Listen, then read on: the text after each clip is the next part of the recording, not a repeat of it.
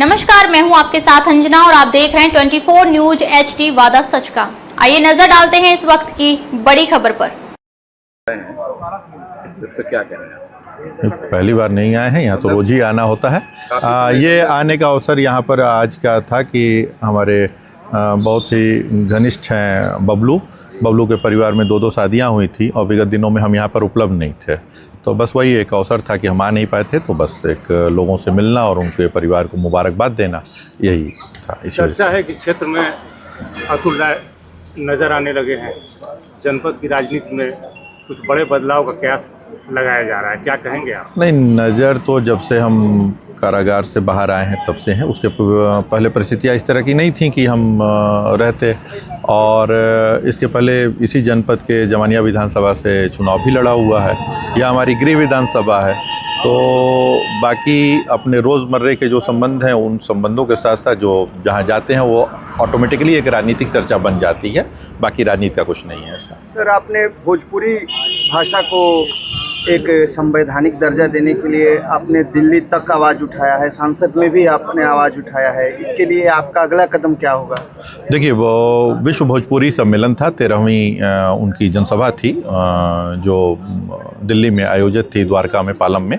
वहाँ पर भोजपुरी को 8वीं अनुसूची में शामिल करने के लिए एक गोष्ठी और विचार व्यक्त किए जा रहे थे। काफ़ी सर्वदलीय सभा थी, सारे लोग थे उसमें।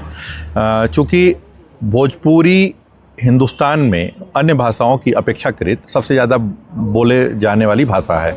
हम 20 करोड़ लोग पूर्वांचल के, उत्तर प्रदेश के, बिहार के लोग ऐसे हैं कि जो भोजपुरी को ही बोलते हैं। पूर्वांचल में 28 लोकसभा की सीटें हैं।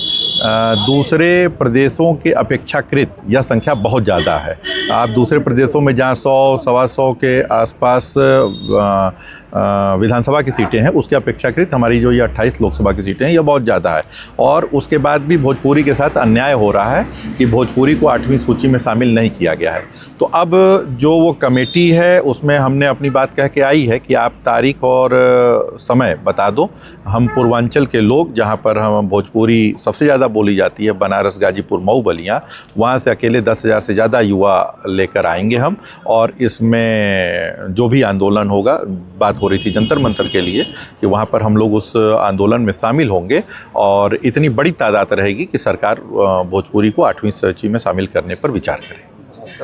2027 को लेकर आपको समर्थकों का आपका क्या विचार है? अभी देखिए, कोई विचार नहीं है। अभी तो इतना लंबा गैप हो गया है, इतने लंबे समय से हम यहाँ पर नहीं रहे अपने लोगों के बीच में, तो लोगों के सुख दुख में शामिल हो रहे हैं। बाकी ईश्वर के हाथ में है सब कुछ। वो जिधर हमारी जो बागडोर है, जो हम लोग तो कठपुतलियाँ हैं, डोर तो असली ऊपर वाले के हाथ में है, तो जिधर ईश्वर इशारा करेंगे उधर जाया जाएगा। अगर विधानसभा के लिए हमारे लोग, हमारे समर्थकों का आह्वान होगा तो विधानसभा चुनाव लड़ा जाएगा, नहीं तो फिर लोकसभा लड़ा जाएगा। सर, आपकी लोकप्रियता गाजीपुर और मऊ में भी बहुत ज़्यादा है, और ख़ासकर से ये मोहम्मदाबाद विधानसभा और ये जमनिया विधानसभा में भी बहुत ज़्यादा है। इसके लिए आपका क्या संदेश है? देखिए, प्रत्यक्ष रूप से 4 लोकसभाओं में हमारी अपने संबंध है। इसमें बनारस में मेरा जन्म हुआ, शिक्षा, दीक्षा, कर्म, धर्म सब वहीं से हमारा रहा, तो इस वजह से बनारस से एक सरोकार बना हुआ है। गाजीपुर लोकसभा के अंतर्गत जमानिया विधानसभा से हम चुनाव लड़े 2017 में। महज चंद हज़ार वोटों से हम चुनाव परिणाम में नहीं बदल पाए, परिणाम हमारे पक्ष में नहीं आया, तो गाजीपुर लोकसभा की सीट हो गई। मोहम्मदाबाद, जहाँ पर हम सभी अभी इस वक्त मौजूद हैं, यह हमारी गृह विधानसभा है और यह बलिया लोकसभा में आती है, तो बलिया लोकसभा हो गई। और घोसी में हम सांसद निर्वाचित हुए। तो ये 4 लोकसभाएं हैं जिसमें प्रत्यक्ष रूप से अपनी भूमिका है। तो अब जहाँ जो समीकरण बनेंगे उस समीकरण के हिसाब से फैसला लिया जाएगा आने वाले दिनों में।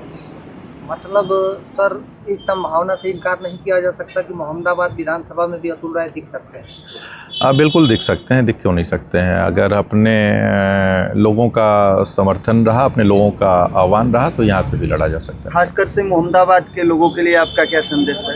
नहीं, खास करके हमारे सभी लोगों के लिए। अभी तो नवरात्रि भी बीती, रमज़ान का पाक महीना बीता, सबको ईद की बधाइयाँ, नवरात्रि की ढेर सारी शुभकामनाएँ हमारी तरफ से, और सबके जीवन में खुशियाँ रहें, अमन चैन रहे, यही पैगाम है।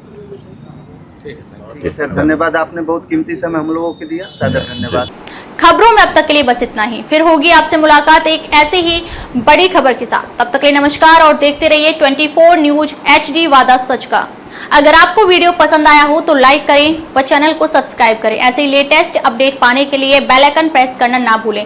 अगर आप हमारी खबर को फेसबुक के माध्यम से देख रहे हैं तो हमारे पेज को फॉलो जरूर करें। धन्यवाद।